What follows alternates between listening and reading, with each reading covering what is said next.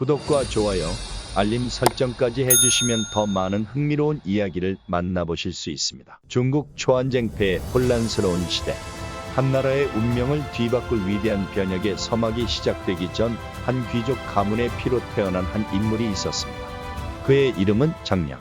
장량은 단순한 평민 출신이 아니라 한나라 최고 명문 귀족 가문에서 태어난 후예입니다.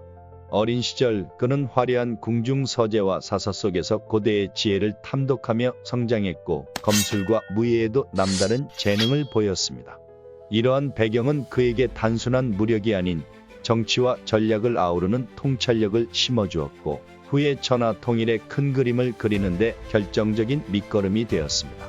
오늘날 우리가 기억하는 장량은 단지 한 시대의 책략가가 아니라 그의 혈통과 가문의 유구한 전통을 이어받아 새로운 시대를 열어간 인물로 한나라 건국과 중앙집권 체제 확립의 기틀을 마련한 숨은 영웅입니다. 이제 그의 서사시가 어떻게 시작되었는지 그 첫 장을 함께 열어보겠습니다. BC 230년 진나라의 무자비한 침공 앞에 한나라가 속절없이 무너져 내렸습니다. 장량은 한나라 최고 명문 귀족 가문의 후예로서 조부 장계지와 아버지 장평이 한나라의 핵심 상국으로 활약했던 명문 혈통을 자랑했습니다. 그러나 한나라의 멸망은 그에게 단순한 슬픔을 넘어 깊은 원한과 복수심을 불러일으켰습니다. 장량은 전 재산을 털어 유능한 자객들을 찾으며 조국의 명예를 회복하고자 하는 암살 계획에 몸을 던지게 됩니다. 이 과정에서 회양 땅에서 예를 공부하던 중 우연히 동쪽으로 여행하던 장량은 전설 속 인물이라 불리는 창의 역사를 만나게 됩니다. 창의 역사는 강인한 힘과 무예를 겸비한 인물로 장량의 설득에 진시황의 암살에 동참하기로 합니다.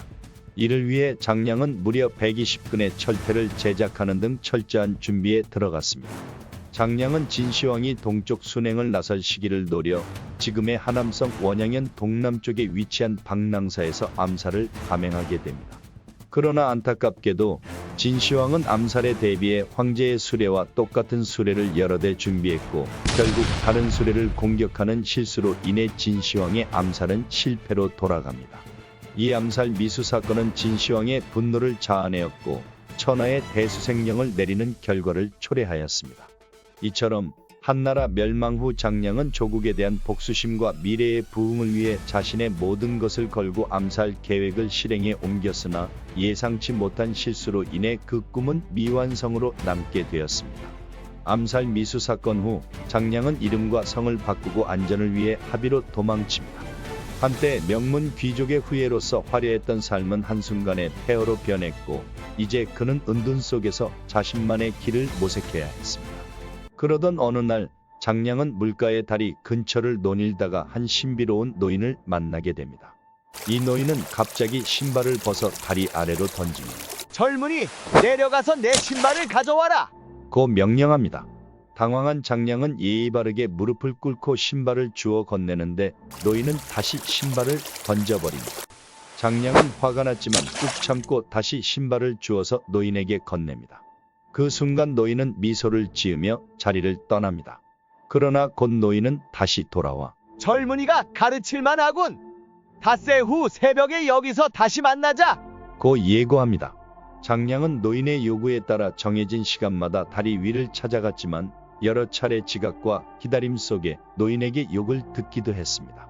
그러던 어느 날 해가 저물 무렵 장량이 마지막으로 다리로 찾아가자 노인은 모습을 드러내며 그를 크게 칭찬했습니다.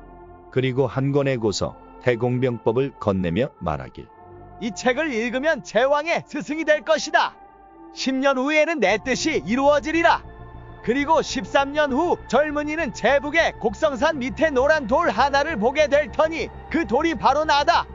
노인의 이 뜻깊은 예언과 계책은 장량의 마음속에 깊은 울림을 남겼고 그 후 그는 태공병법을 정독하며 새로운 전략과 병법의 길을 걷기 시작합니다. 그러던 중 그는 항백이라는 인물을 만나게 됩니다. 항백은 본래 초나라 최후의 명장이었던 항현의 아들이자 훗날 서초패왕 항우의 숙부인 인물로 살인죄로 위기에 처해 있었습니다. 그러나 장량은 그에게서 동질감을 느끼고 위험에 빠진 항백을 은밀히 숨겨주며 두 사람 사이에 깊은 신뢰와 우정을 쌓았습니다. 이 인연은 훗날 유방에게 결정적인 도움으로 작용하게 됩니다. 진나라의 포갑과 옹치의 배반으로 근거지를 잃은 채 처참한 신세로 진가에게 붙어있던 유방. 그 당시 유방은 수천 명의 부대를 이끌고 합의해 서쪽 지역을 공격하며 살아남기 위해 몸부림치고 있었습니다. 그러던 중 운명처럼 장량이 진가를 찾아가는 도중 우연히 유방의 진영에 발을 들이게 됩니다. 유방은 이미 여러 전투를 거치며 생존의 길을 모색하는 와중에 장량의 뛰어난 눈빛과 기지가 담긴 말투에 호기심을 느낍니다. 그리하여 유방은 장량에게 말을 관리하는 자리인 구장지기를 제안하며 부하로 받아들입니다. 비록 두 사람의 출신 배경과 살아온 방식은 극명하게 달랐지만 그들의 만남은 처음부터 죽이 잘 맞았습니다. 장량은 곧잘 유방을 찾아가 자신이 익힌 태공병법에 대해 열정적으로 설명하기 시작합니다. 이전에는 다른 이들에게 태공병법을 유세했지만 대부분은 일반적인 전투법과 동떨어졌다는 이유로 회의적인 반응을 보였습니다. 그러나 유방은 병법을 배운 적이 없었기에 장량의 가르침을 마치 스펀지처럼 흡수하며 한치의 의심 없이 실전에 다양하게 활용하기 시작했습니다. 실제로 태공병법의 효과가 나타나자 유방은 장량에 대한 신뢰를 점점 쌓아갔고 장량 역시 자신의 병법을 알아주는 귀한 인물을 만나 흐뭇한 마음을 감추지 못했습니다. 유방은 장량이 하늘이 낸 사람임을 직감하며 가장 의지할 만한 참모임을 확신하게 됩니다. 그리하여 장량은 자신의 뛰어난 계책과 병법을 유방의 미래를 위한 든든한 무기로 활용하고자 결국 유방의 휘하에 머물기로 결심하게 됩니다. 이 운명적인 만남은 두 사람의 인연을 시작으로 초한쟁패의 흐름을 바꾸어 놓을 중추적인 동맹으로 자리 잡게 됩니다. 진나라가 몰락의 길을 걷고 있던 그때 각지에서 군웅들이 일어나 혼란을 틈타 세력을 넓혀가고 있었습니다. 그 중에서도 항량은 강력한 군사력을 바탕으로 세를 떨치고 있었고 결국 회계에서 진가를 격파하고 그의 목숨을 빼앗았습니다. 얼마 지나지 않아 경구 또한 생을 마감했고 항량은 그들의 잔존 병력마저 흡수하며 더욱 강한 군벌로 자리 잡았습니다. 한편 유방은 그 당시 각지에서 전투를 벌이며 세력을 확장하고 있었기에 이 혼란에 휘말리지 않았습니다. 하지만 항량이 새로운 중심 세력이 되자 그는 서릅으로 향해 직접 항량을 찾아갔습니다. 그리고 그와 뜻을 함께하기로 결심했습니다. 이 무렵 항량은 초나라 왕실의 후손을 찾아 새 왕으로 옹립하며 회왕이라 칭했습니다. 이를 지켜보던 장량은 항량에게 다가가 조심스레 의견을 내놓았습니다. 장군께서는 이미 초나라 왕실의 후손을 찾아 왕으로 세우셨습니다. 그런데 한나라 역시 오래된 왕조였고 그 후손이 아직 남아 있습니다. 제가 알기로 횡양군 성이라는 인물이 어질다는 명성을 얻고 있습니다. 그를 한왕으로 세우신다면 한나라의 잔존 세력까지 규합할 수 있을 것입니다. 장량의 말에는 깊은 속셈이 숨겨져 있었습니다. 한나라의 잔존 세력 규합이라는 달콤한 미끼를 내건 것이었습니다. 항량은 이 제안이 자신의 세력 확장에도 도움이 된다고 판단하여 이를 받아들였습니다. 그리하여 한나라 왕실의 후손 한성이 공식적으로 한왕으로 인정받게 되었습니다. 이렇게 조국을 다시 일으킬 수 있는 기회를 얻은 장량은 유방과 잠시 이별을 고했습니다. 그는 한성과 함께 약 1000여 명의 병력을 이끌고 서쪽으로 향했습니다. 길목에 자리 잡은 몇 개의 성을 차례로 함락시키며 한나라 부흥의 희망을 키워갔습니다. 그러나 운명은 그들에게 가혹한 시련을 안겨주었습니다. 진나라군이 반격에 나선 것입니다. 강력한 진나라의 군세는 빠르게 밀려왔고 장량과 한왕의 병력은 점점 궁지에 몰렸습니다. 결국 그들은 모든 근거지를 잃고 떠돌이 신세가 되었습니다. 영천 일대를 떠돌며 목숨을 부지해야 했던 장량의 꿈은 잠시 좌절된 듯 보였습니다. 하지만 이 패배가 그를 꺾을 수는 없었습니다. 그는 아직 승리를 위한 더 큰 그림을 그리고 있었습니다. 한편 혼란 속에 초회왕의 명령을 받아 병사를 규합한 유방은 서쪽으로 진격하여 하남성 언사연 부근의 환원에 도달하며 관중을 공격하는 임무를 수행합니다. 이에 장량도 뒤따라 나서 10여 개의 성을 함락하고 양웅의 군사를 격파하며 다시 유방의 곁으로 돌아옵니다. 유방은 한성에게 양책을 지키게 하고 장량과 함께 완성을 공격합니다. 당초 완성을 지나치려던 계획을 장량의 후방에 적군을 남겨두면 좋지 않다는 발언에 따라 진해라는 인물이 완성을 지키던 남양 태수를 설득하여 성을 함락시킬 수 있게 됩니다. 진나라의 수도 함양을 향해 진격하던 유방은 무관에서 강력한 저항에 부딪혔습니다. 그의 군대는 2만 명에 불과했지만 눈앞에 무관을 뚫지 않고서는 함양으로 나아갈 수 없었습니다. 유방은 정면 돌파를 결심했지만 곁에서 조용히 그를 지켜보던 책사 장량이 고개를 저으며 말했습니다. 해공께서 너무 성급하십니다. 진나라 군대는 아직 건재하며 무작정 돌격했다가는 큰 손실을 입을 것입니다. 유방이 고민하는 사이 장량은 새로운 계책을 내놓았습니다. 진나라의 장수들은 대부분 장사꾼 출신이라 들었습니다.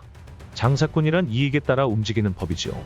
우리가 전면전 대신 그들의 마음을 흔든다면 싸우지도 않고 이길 수 있습니다. 장량의 말에 유방은 귀를 기울였고 곧 그의 계책을 실행하기로 했습니다. 우선 군대를 뒤로 물리고 보루를 굳게 지켰습니다. 그러면서도 마치 대군이 밀려오는 듯한 착각을 불러일으키기 위해 군량을 5만 명분이나 준비하게 했습니다. 또한 높은 산봉우리마다 깃발을 빽빽이 꽂아 실제 병력보다 더 많은 군사가 있는 것처럼 위장했습니다. 그리고 여기기라는 인물을 진나라 진영으로 보내 금은 보화를 바치며 적 장수들을 회유하도록 했습니다. 우리는 진나라를 멸망시키려는 것이 아닙니다. 어차피 진나라는 기울어 가고 있습니다. 명예로운 선택을 하십시오. 유방 장군께 충성을 바친다면 패전의 치욕 없이 새로운 시대를 맞이할 수 있을 것입니다. 여기기의 설득에 진나라 장수들은 흔들렸습니다. 이미 사기가 바닥을 친 진군에게 이 계책은 치명적이었습니다. 결국 그들은 싸울 의지를 잃고 항복을 약속했으며 심지어 유방과 함께 함양을 공격하자는 말까지 전해왔습니다. 그러나 장량은 여기서 한 걸음 더 나아갔습니다. 유방에게 다시 조용히 다가와 말했습니다. 장수들은 항복했지만 병사들까지 믿을 수는 없습니다.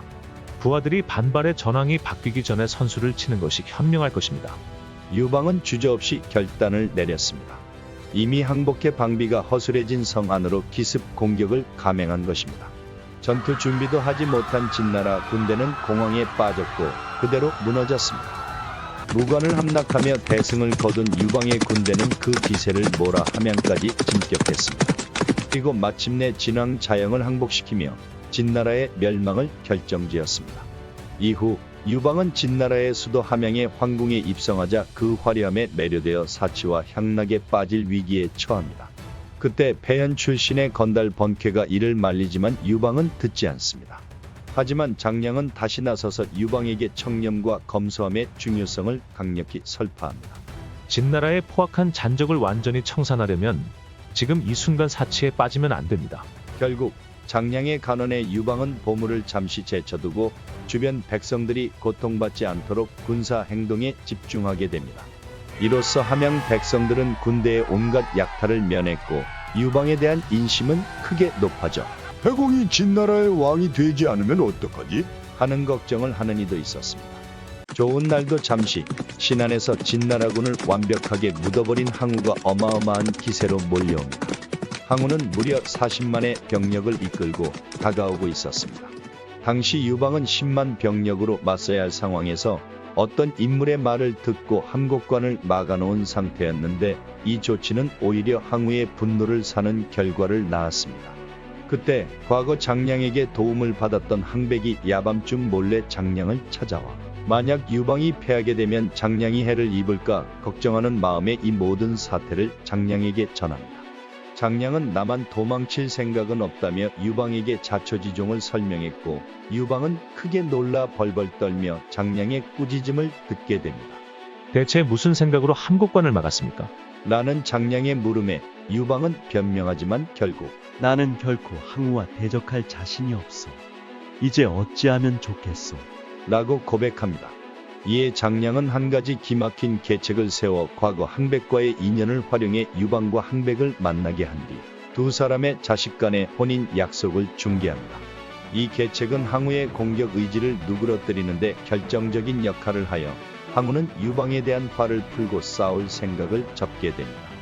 유방은 다음날 100여 명의 병사를 이끌고 항우를 찾아와 사죄하였고 여기에는 장량도 같이 따라왔습니다. 여기서 일어나는 사건이 바로 그 유명한 홍문의 연입니다. 기분이 풀어진 항우 뒤에서는 참모인 범증이 칼을 갈고 있었습니다. 범증은 지금이야말로 유방을 제거할 절호의 기회라 생각하며 연애 도중 항우에게 수차례 눈짓으로 유방을 제거할 것을 촉구했지만 항우는 계속 모른 채했습니다. 결국 범증은 몰래 밖으로 나가 항장에게 건물을 주는 척하면서 유방을 찌르라는 명령을 전합니다. 항장이 칼춤을 추며 유방에게 접근하자 사태를 감지한 항백이 신속히 나서 유방을 보호하고자 건물은 둘이서 어울려 추는 것이 더 멋지지 않겠소? 라고 외치며 직접 건물을 추며 항장에게 맞섰습니다. 이 소식을 들은 장량은 바깥에 번쾌에게 알렸고 번쾌가 난입하면서 상황은 급격히 흐지부지되어 결국 유방은 위기를 벗어나는데 성공합니다. 이후 무슨 일이 벌어지는지 직감한 유방은 급히 돌아가길 청하며 자기 진중으로 자리를 떠났습니다. 항우는 아직 잔치가 끝나지도 않았는데 유방이 너무 빨리 떠난 것 아니냐며 의심했지만 장량이 적절한 말로 상황을 수습하며 위기를 다시 한번 넘깁니다. 모든 것을 지켜본 범증은 항우가 너무도 답답하다는 이유로 새파란 어린 놈과는 큰 일을 도모할 수가 없다며 분통을 터뜨렸습니다. 항우는 분봉을 하여 공이 있는 자를 왕으로 삼았는데 유방은 파촉으로 가게 되었습니다. 항우의 결정으로 유방은 천하의 벽지인 파촉에 묶여 있었지만 다행히 목숨만은 건질 수 있었습니다. 유방은 고마움의 뜻으로 각종 재물을 장량에게 주었고 장량은 이 재물을 항백에게 전달하여 촉 지방뿐 아니라 한중까지 유방의 세력에 포함시키도록 설득했습니다. 이에 항우는 마침내 한중 역시 유방의 영토에 편입시켰습니다. 그러나 장량은 조국의 부활을 꿈꾸며 단순히 벽지에서 머무르는 유방과는 달리 새로운 시대를 위한 길을 모색해야 했습니다. 그럼에도 불구하고 사천성 포줌까지 따라와 유방을 전송시키는 과정에서 항우의 의심을 덜기 위해 여러 절벽에 설치된 잔도를 모두 불태우도록 권하는 등 세심한 계책을 펼쳤습니다. 유방과 헤어진 후 장량은 옛 한나라 땅으로 돌아가려 했으나 항우는 한왕성이 예전에 유방과 함께 움직였다는 구실로 그를 한나라 땅으로 보내지 않고 자신의 세력권인 팽성에 머무르게 했습니다. 이에 어쩔 수 없이 장량도 그런 항우를 따라야만 했습니다. 결국 장량은 패왕이라는 재수가 없는 칭호를 항우에게 바쳤지만 원래부터 항우보다 유방과 더 가까웠던 그의 마음은 변함이 없었습니다. 그래서 장량은 계속해서 유방을 위해 항우에 맞설 계책을 짜내곤 했습니다. 한왕 유방이 한중으로 들어가면서 잔도를 불태워 길을 끄는 것을 보면 아마도 그는 그곳에서 중원이나 관중으로 나올 생각이 없는 듯합니다. 장량은 이런 점을 항우에게 분명히 전달하며 유방에 대한 경계심을 완화시키게 만들었습니다. 이어서 장량은 제나라의 전형이 반란을 일으킬 것이라는 편지를 항우에게 보내자 항우는 유방에 대한 경계심을 풀고 제나라를 막기 위해 북진하기 시작했습니다. 그 틈에 한신의 암도진창의 계책으로 파촉에서 나온 유방은 여러 성을 함락시킵니다.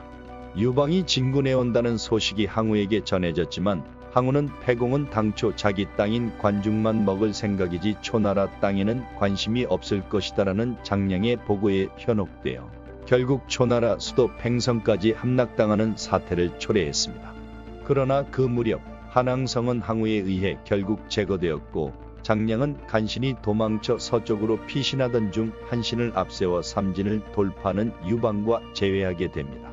다시 만나 재결합한 유방은 장량을 성신으로 봉하여 그의 뛰어난 계책과 충성에 큰 보상을 하게 됩니다. 이 모든 사건들은 장량의 날카로운 전략과 계책 그리고 유방과의 굳건한 믿음이 한나라 건국의 중요한 전환점이 되었음을 보여줍니다. 한나라의 왕 유방은 초나라의 본거지인 팽성을 기세 좋게 점령합니다. 한때 모든 것이 순조로워 보였지만 항우의 대군이 몰려오자 유방은 팽성 전투에서 엄청난 대패를 겪습니다. 수많은 병사가 목숨을 잃었고 유방은 항우의 기세에 밀려 도망치듯 물러나고 맙니다. 이 패배는 유방에게 치명적인 위기였으며 이후 하읍에 이른 그는 깊은 고민에 빠집니다. 여우의 오빠인 여택과 책사 장량을 다시 만난 유방은 말 한 장에 기대어 한숨을 내쉬며 내가 천하를 먹으려 하는데 누가 나를 도울 수 있겠는가? 라고 묻습니다. 그때 장량은 차분하게 나서서 이렇게 말합니다. 구강왕 경포는 초나라의 맹장이었으나 지금 항우와 사이가 벌어져 소원해진 상태입니다. 또한 팽월은 제왕 전영과 함께 양나라에서 항우에게 반기를 들고 있습니다. 대왕께서 이 두 사람을 급히 불러 쓰신다면 큰 힘이 될 것입니다. 그리고 대왕의 장수 중 한 씨는 큰 일을 맡길 수 있는 인물입니다. 이 세 사람에게 땅을 나누어 주어야만 초나라를 무찌를 수 있을 것입니다. 장량의 조언은 마치 예언과도 같았습니다. 유방은 장량의 말을 듣고 즉시 행동에 나섭니다. 그는 수하를 보내 경포를 자신의 편으로 끌어들이고 팽월과도 지속적으로 연락을 취해 지원을 약속받습니다. 이 틈을 타 항우는 경포의 반란 소식을 듣고 초나라로 돌아가게 됩니다. 유방은 그 사이 관영과 한신을 앞세워 초나라의 추격군을 격퇴합니다. 한편 배신한 위표를 상대하기 위해 유방은 한신을 보내 안읍전투에서 승리를 거두게 하고 곧이어 북벌에 나설 수 있는 발판을 마련합니다. 훗날 사마천은 이 일을 두고 한왕이 초나라를 물리칠 수 있었던 것은 바로 경포, 팽월, 한신 이 세 사람의 힘 때문이었다 라고 평론합니다. 이 모든 계획은 장량의 뛰어난 전략에서 비롯된 것이었습니다. BC 204년 항우가 강력한 본대를 이끌며 유방에게 압박을 가하는 와중 유방은 항우의 힘을 조금이라도 약화시킬 방도를 찾기 위해 여기기와 진지하게 논의하였습니다. 여기기는 옛 항왕과 주무왕의 사례를 들어 육국의 후예들을 제후로 세워 봉건제를 부활시키자는 계책을 제안합니다. 그런데 이 계획은 단순한 계책 이상의 것이었습니다. 유방은 제후들에게 나눠줄 인장을 준비하려던 찰나 장량이 도착하여 그의 말을 듣게 됩니다. 뜻밖에도 장량은 평소의 차분한 태도와는 달리 격렬하게 반발합니다. 아니, 어떤 놈이 그딴 계책을 올린 것입니까? 그 말대로 했다간 끝장입니다. 유방은 당황하며 묻자 장량은 유방의 앞에 있던 젓가락을 들어 하나씩 꺾으며 설명하기 시작했습니다. 옛날 탕왕이 거랑을 토벌하고 후손들을 기에 봉한 것은 거랑을 사지에 몰아넣어 완전히 제압할 수 있었기 때문입니다. 그런데 지금 대왕께서는 항우를 사지에 몰아넣어 그를 제압할 수 있습니까? 또 주무왕이 상나라의 주왕을 정벌하고 후예들을 송에 봉한 것은 이미 주왕의 머리를 얻었다고 여겼기 때문입니다. 그런데 지금 대왕께서는 항우의 머리를 얻을 수 있습니까? 장량은 젓가락 하나하나를 부러뜨리며 제후들을 새로 세우는 분봉 정책이 결국은 옛 왕족들에게만 혜택을 주어 유방의 중앙집권을 약화시킬 뿐임을 역설했습니다. 지금 땅을 왕족들에게 주면 그들은 우리와 항우 사이에서 각을 재기 시작할 것입니다. 반면 신하들에게만 땅을 주어야 대왕의 은덕과 충성을 온전히 보상할 수 있습니다. 그렇게 장량의 날카로운 지적에 유방은 경노하며 먹던 음식을 뱉어버리고 준비 중이던 인장을 녹여 없애버렸습니다. 이 일화는 장량이 단순한 군사 전략을 넘어서 중앙집권 체제 구축에 필요한 명분과 신하에 대한 분봉 정책의 중요성을 단호히 주장한 결정적 순간으로 기록됩니다. 사실 장량의 젓가락 부러뜨리기 계책은 단순히 과거의 봉건제에 대한 반대를 넘어 한나라가 미래에 나아가야 할 중앙집권적 국가 체제의 방향성을 제시하는 중요한 전환점이 되었습니다. 그의 통찰력 덕분에 유방은 단기적 이익보다 장기적 국가 부흥을 위한 올바른 길을 선택하게 되었고 결국 한나라는 9년제와 중앙집권 체제로 새 역사를 열어가게 됩니다.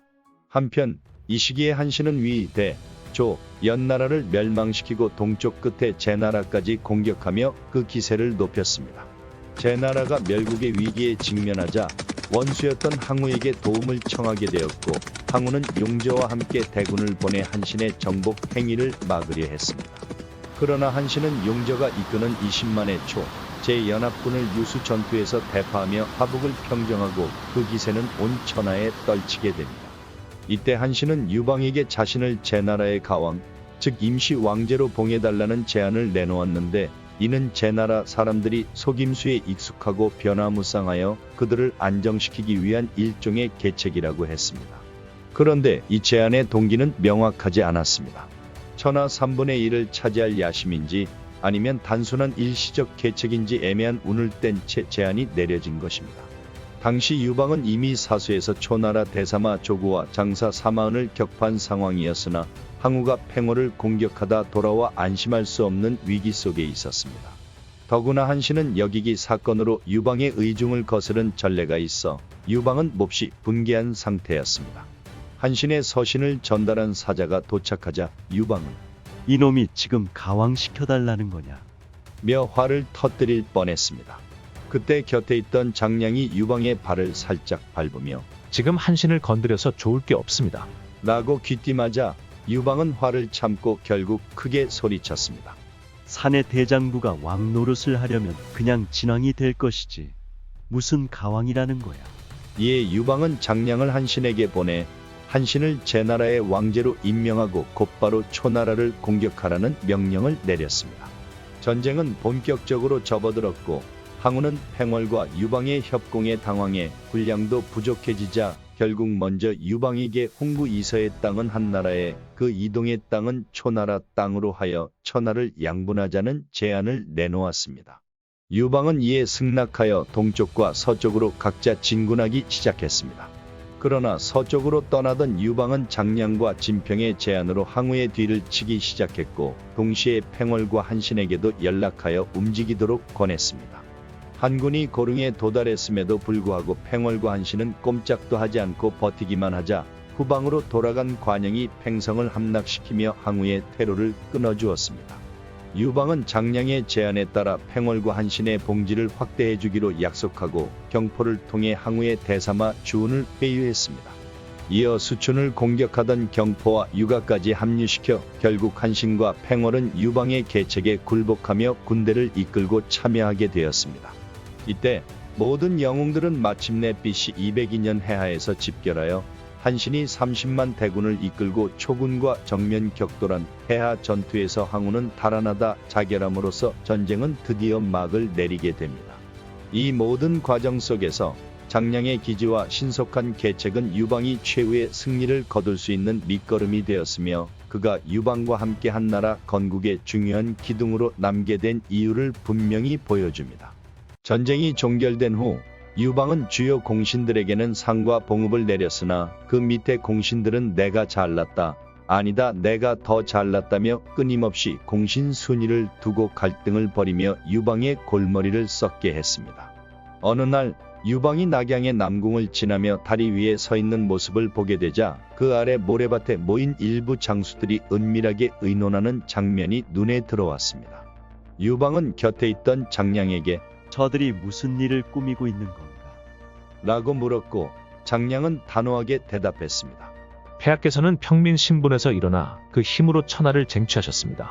그러나 지금까지 봉업과 상작을 내린 이는 폐하와 가까운 옛 친구들 뿐입니다. 그러다 보니 군리들이 공로를 계산한 바 천하의 땅을 모두 나누어 주어도 모두에게 봉업과 상작을 내리기에는 부족하다는 것입니다. 그래서 그들은 폐하께서 모든 이에게 동일한 대우를 내리지 않을까 두려워하며 모반을 의논하고 있는 것입니다. 유방은 깊은 고민에 빠지며 어떻게 해야 하겠느냐? 고 물었고 장량은 뜻밖의 질문을 던졌습니다. 폐하께서 지금까지 살아오시며 가장 미워하시는 사람은 누구입니까? 그 이유가 모두에게 알려져야 합니다. 유방은 주저없이 바로 옹치라네. 과거 나를 배신해 내 세력을 위기로 몰아넣은 그 자. 라고 답하자 장량은 단호하게 말했습니다. 그러면 지금 당장 옹치부터 봉하십시오.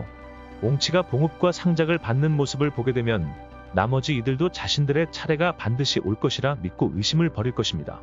결과적으로 유방은 옹치를 섭방으로 봉하고 주연을 베풀었으며 불만을 품은 다른 신하들은 폐하가 원수로 여겼던 옹치까지 높은 대우를 받는 모습을 보며 자신들의 차례가 올 것을 확신하게 되어 모반의 마음을 모두 접게 되었습니다. 전쟁이 종결된 후 유방은 한나라의 수도를 어디로 할지 깊은 고민에 빠지게 됩니다. 대부분 관동 출신 공신들은 관중으로의 이전을 꺼려하며 낙양이 최고다고 유방을 설득하려 했습니다. 그들은 낙양의 동쪽에 성고가 있고 서쪽에는 효산과 민지가 있으며 북쪽은 황하와 이수, 낙수가 마주하는 험준한 지형과 견고한 성곽이 방어에 유리하다고 주장했습니다. 그러나 그때 촌동네 농사꾼 누경이 나타나 거칠지만 적절한 조언을 던집니다. 낙양은 방어에 용이하지 않아 덕이 많은 자에게만 어울리는데 폐하는 워낙 전쟁만 벌이시던 분이라 전혀 아니올시다. 관중 쪽이 반란 같은 게 일어나도 안심입죠. 이에 고민하던 유방이 마지막으로 부른 사람이 장량이었습니다. 장량은 둘 중 어디가 낫겠느냐는 질문에 다음과 같이 답했습니다. 낙양은 방어에 용이하다 한들 그 사이의 땅은 너무 협소하여 사방 100리에 불과합니다. 토지는 척박하고 사면에서는 적군의 침입을 막을 수 있으니 군사적으로 전혀 유리하지 않습니다. 반면 관중의 동쪽에는 효산과 암곡관, 서쪽에는 농산과 민산이 있어 비옥한 땅이 사방 천리에 달합니다. 남쪽은 물산이 풍부한 파와 촉이 접하고 북쪽은 호땅의 대초원이 있어 가축 방목에도 이점이 있습니다.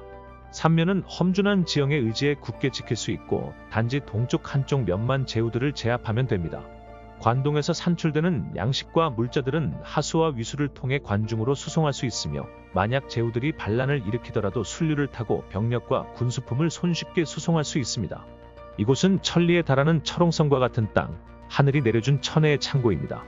누경의 조언에 깊이 감명받은 유방은 그때까지의 논쟁이 무색하게 즉시 관중에 들어가 장안을 수도로 삼기로 결정하고 누경에게 자신의 성을 주어 유경으로 부르도록 명령합니다. 이로써 유방은 미래의 제국 건설을 위한 든든한 기틀을 마련하게 되었습니다. 이 결정은 단순히 지리적 이점뿐 아니라 장량과 누경의 지혜가 어우러진 결과로 유방이 중앙집권적 국가 체제를 구축하는 데 중요한 전환점이 되었습니다. 유방이 관중으로 들어가자 장량도 이를 따라갔습니다. 그러나 장량은 본래 건강이 좋지 않아 은둔하며 조용한 삶을 살고 있었습니다. 천하를 손에 넣은 유방은 새로운 고민에 빠졌습니다. 그는 총애하는 척부인의 아들을 태자로 세우고 싶었지만 이미 태자로 책봉된 유영을 패하는 일은 조정에 큰 파장을 불러올 수밖에 없었습니다. 대부분의 공신들은 이에 대해 반대하는 입장이었지만 유방의 의지가 워낙 확고했기 때문에 누구도 함부로 이 일을 제기하지 못했습니다. 이런 상황 속에서 가장 불안해한 사람은 바로 여후였습니다. 그녀는 자신의 아들 유영이 태자의 자리에서 밀려날까봐 걱정했지만 유방의 고집 앞에서 어떻게 해야 할지 몰라 두려움에 떨었습니다. 그러던 중 누군가가 그녀에게 조언을 했습니다. 폐하께서는 유우의 말이라면 무조건 들어주십니다. 이 말을 들은 여우는 한 가닥 희망을 품고 오빠인 건성우 여택을 찾아갔습니다. 그리고 그를 장량에게 보내 해결책을 물어보도록 했습니다. 처음에 장량은 황실의 일은 제가 개입해도 방법이 없습니다. 라며 피했지만 다급해진 여택이 강하게 압박하자 마침내 입을 열었습니다. 황제께서 그토록 모시고 싶어 하셨으나 끝내 초빙하지 못한 4명의 은자, 상산사후를 모셔 태자의 곁에 두십시오. 그들이 태자를 보좌한다면 폐하께서도 쉽게 결정을 내리지 못하실 것입니다. 여우는 즉시 많은 재물을 써가며 상산사후를 초빙했고 결국 그들이 태자의 곁에 서게 되었습니다. 이를 본 유방은 깊은 탄식을 내뱉었습니다. 이제는 나도 어쩔 수가 없구나. 그는 끝내 유영을 태자로 남겨두었고 척부인의 아들을 태자로 세우려던 계획은 수포로 돌아갔습니다. 훗날 역사서는 이 사건을 두고 여러 해석을 남겼습니다. 일부 기록에서는 유방이 선비 몇 명이 왔다고 태자의 교체를 포기할 인물이 아니라며 상산사후의 역할을 과장된 이야기로 보기도 했습니다. 그러나 확실한 것은 장량을 비롯한 공신들의 강한 반대가 결국 유방의 결정을 바꾸는 데 영향을 미쳤다는 사실이었습니다. 유방이 천하를 통일한 후 그의 곁에는 늘 장량이 있었습니다. 장량은 대지역의 반란을 평정하기 위해 출정한 유방을 따라 종군하기도 했으며 한신의 반란을 진압한 소아를 상국으로 추천하는 등 중요한 순간마다 유방에게 조언을 아끼지 않았습니다. 그는 종종 스스로를 돌아보며 이렇게 말하곤 했습니다. 우리 집안은 대대로 한나라의 재상을 지냈습니다. 그러나 한나라는 진나라에 의해 멸망했고 저는 만금의 재산을 아끼지 않고 진나라에 맞서 싸웠습니다. 그리고 지금 저는 천하를 다스리는 황제의 스승이 되어 만호의 봉급을 받았습니다. 이것만으로도 제 인생은 충분히 만족스럽습니다. 이제 속세의 모든 것을 내려놓고 신선이 되기로 했습니다. 그의 이 발언 때문에 많은 사람들은 장량이 제때 권력을 내려놓고 은퇴해 숙청을 피했다고 해석했습니다. 하지만 실상은 달랐습니다. 유방은 장량을 의심하거나 숙청할 생각이 전혀 없었고 장량 또한 속세를 떠나기보다는 계속 장안에 머물며 조정에 조언을 했습니다. 심지어 해제 시대에도 아들 장벽강을 통해 조정에 영향력을 행사했다는 이야기가 전해집니다. 그러나 패태자 문제에서 여후의 편을 들었기 때문인지 이후 유방은 장량의 조언을 예전처럼 신뢰하지 않았습니다. 영포의 반란이 일어났을 때 장량은 몸이 아픈 와중에도 유방을 배웅하며 경고했습니다. 초나라의 군대는 강하니 폐하께서는 절대 앞장서 싸우지 마십시오. 하지만 유방은 이를 무시하고 전장에 나섰고 결국 적의 화살에 맞아 부상을 입었습니다. 이 부상이 악화되어 유방의 죽음으로 이어졌습니다. 유방이 세상을 떠나자 이때 장량은 밥도 거의 먹지 않으면서 몸을 가볍게 유지하고 있었는데 여우는 패태자 문제를 도와준 장량에게 감사하며 억지로 음식을 먹이려 했습니다. 한 번뿐인 인생은 날랜 백마가 문틈을 지나가는 것처럼 빠르게 지나갑니다. 그런데 왜 그렇게 고통스럽게 살려 하십니까? 여우의 말에 장량은 마지못해 음식을 먹기 시작했습니다. 그리고 8년 후 그는 조정을 떠나 장자재 지역으로 은거하여 신선처럼 살다가 세상을 떠났습니다. 그는 평생 권력을 탐하지 않았고 오로지 유방을 도와 천하를 통일하는 데 헌신했습니다. 한신은 위대한 장군이었고 소아는 명재상이었지만 장량은 이들과는 다른 방식으로 유방을 보좌하며 천하를 설계했습니다. 그는 책략가이자 군주의 스승이었으며 역사는 그를 천하를 설계한 지략가로 기억하고 있습니다. 풍문으로 들어쏘가 전해드리는 역사 이야기. 오늘은 여기까지입니다. 오늘 이야기가 재미있거나 흥미로우셨다면 좋아요, 구독, 알람 설정을 잊지 마세요. 컨텐츠 제작에 큰 힘이 됩니다. 그럼 다음에 또 다른 이야기로 찾아뵙겠습니다. 감사합니다.